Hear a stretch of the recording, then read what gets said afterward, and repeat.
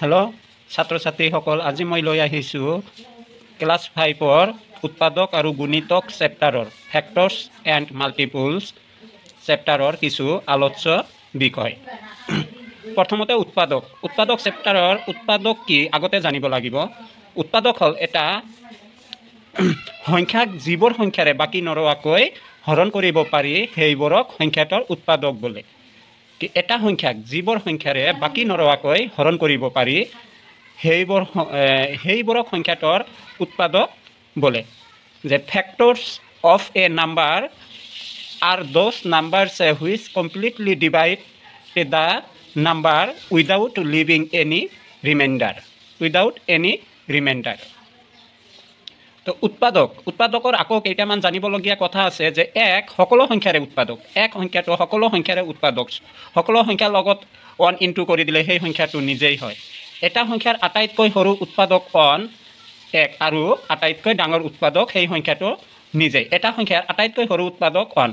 ধৰি লোৱা 6 equal to 1 into 6, 2 into 3। ইয়াতে 6ৰ উৎপাদক হ'ল 1, 2, 3 আৰু 6 সংখ্যাটো নিজেই। তে 6ৰ উৎপাদকৰ ভিতৰত আটাইতকৈ সৰু সংখ্যাটো হ'ল 1।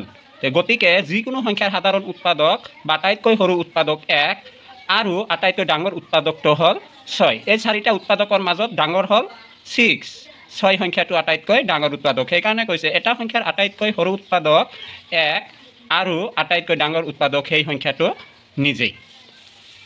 এবাৰ আহিল গুণিতক মাল্টিপলছ।